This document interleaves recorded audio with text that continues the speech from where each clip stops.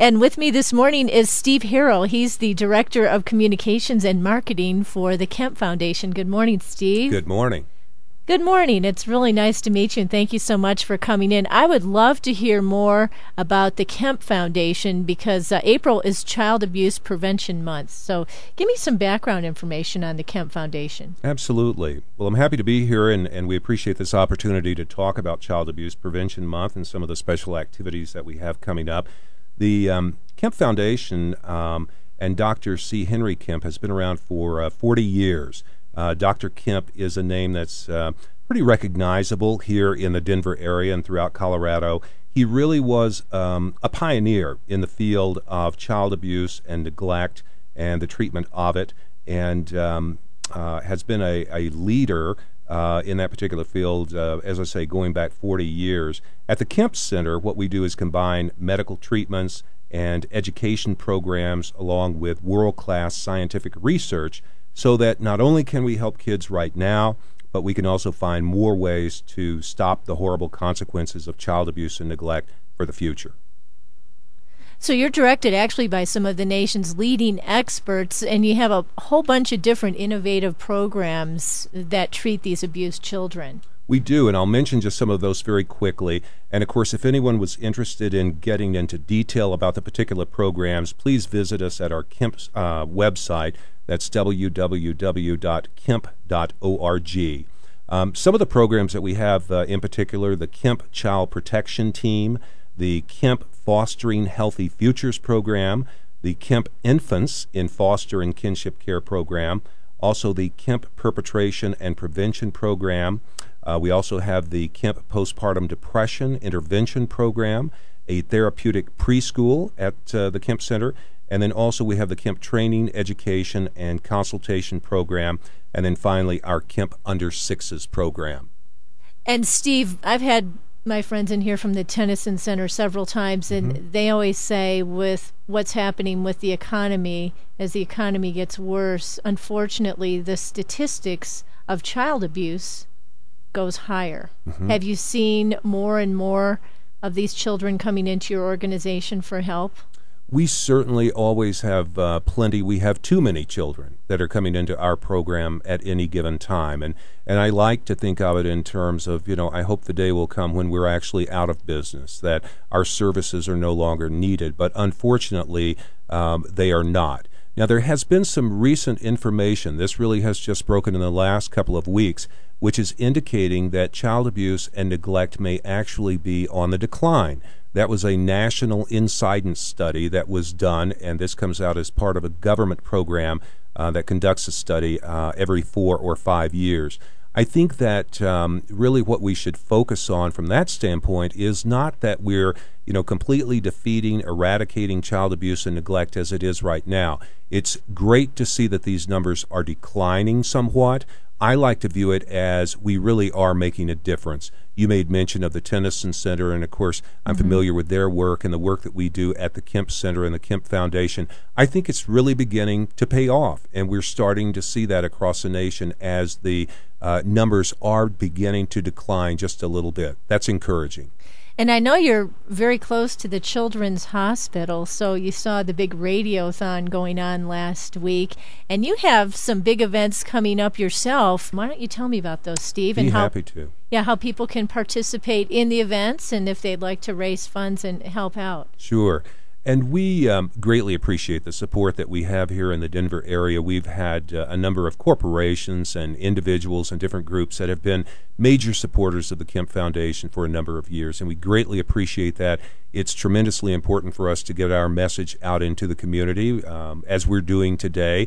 And people can learn more about Kempe at any of our events. We have a major fundraising gala that's coming up on April the 16th. And that particular event is called Kempe Takes Manhattan. And we're describing that as just an all-around fun time. It's going to be at the downtown Marriott. And if anyone is interested in getting more information about that, of course, again, they can go to our website, and that's kempe.org, and get the full details. But again, it's April the 16th, and the public is invited to attend. You can go on our website, and directly there you can purchase tickets to attend the event. But Kempe Takes Manhattan is going to involve just a fun evening of New York cuisine. We're also having a New York-style musical review that's going to take place. We're not announcing who our special guests are for that, but I can tell you that it's local talent that will be coming in for the musical review, and they're going to do about 8 or 9 Broadway numbers, which are just tons of fun. We'll also have a live auction that's going to be taking place that evening, and then something that's very special to us at Kempe, and I think to lots of different organizations and individuals in the community. We're doing a tribute that night. And most everyone in the nonprofit community has heard of Walt and Georgia Imhoff, and they have been major supporters of the Kempe Foundation for many, many years. Unfortunately, we lost Georgia this past year, but we're going to be doing a big tribute to her as a part of Kempe Takes Manhattan, and again, that's on April the 16th. And then coming up on April 25th, you have the Cherry Creek Sneak, and that's going to be a really fun event. It's a run-walk. Tell me more about that. It is. It's an event that's well known here in Denver. It's been around for a number of years, and we're so happy that the Cherry Creek Sneak folks decided that it would be great to have a charity partner, a charitable beneficiary, if you will. And so for the first time ever, Kempe has been selected as their charitable beneficiary, and I'm happy to say, too, that the plan is that we're going to be for the next several years. And so what that means is when people go to the Cherry Creek Sneak website, they can register for the event, and they have the opportunity, in addition to their base registration fee, if they would like to make a pledge at that time to go directly to the Kempe Center, the Kempe Foundation, they can do that at that time, too. So we encourage everyone to come out to that. The Cherry Creek Sneak folks would like for me to say April 25th or the last Sunday in April. That's when the Cherry Creek Sneak always takes place, last Sunday in April. Now, can you just show up for the event, or do you have to pre-register? Ideally, we would like to ask that you would pre-register. We know that there are folks that, for whatever reason, sometimes you kind of have to decide morning of, and I'm sure that the folks there would do their best to accommodate you. But by registering early, you know, we have an opportunity to get your name in and get the placements all made. And, of course, too, we would have to say at the Kempe Foundation, you have the opportunity to make that pledge as well, which we hope you'll do. During the month of April, we're very happy to say that King Soopers is going to partner with the Kempe Foundation. And everyone has been through the checkout line there at their favorite grocery store when they have said, would you like to make a contribution to this particular organization? So in this case, during April, Child Abuse Prevention Month, when you go through the checkout there at King Super, there will be information at the checkout, and or you might even be asked by the checkout person, would you like to make a donation to the Kempe Foundation? And so you'll have an opportunity right there as you get your bananas and milk in the bag to also do something wonderful for kids, and we hope that you'll consider doing that. That's all during the month of April. Can you share a story with me about one of the special children that is involved in the Kempe Foundation? I know on your website you have Anna's story and also Justin's story. Can you share with me either their story or another child that comes to mind? Absolutely, yeah, would be happy to. And I would encourage anyone, we do our best to freshen the stories on our website. Again, that's KEMPE, Kempe.org. And please do come online and take a look at the stories that we place there from time to time. But just a couple that come to mind for me right off the bat.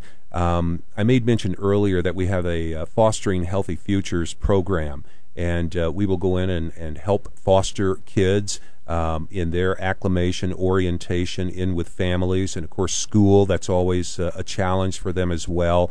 And one of the really nice things that we do is after the kids go through our program, they have a graduation ceremony and what we call a panel night.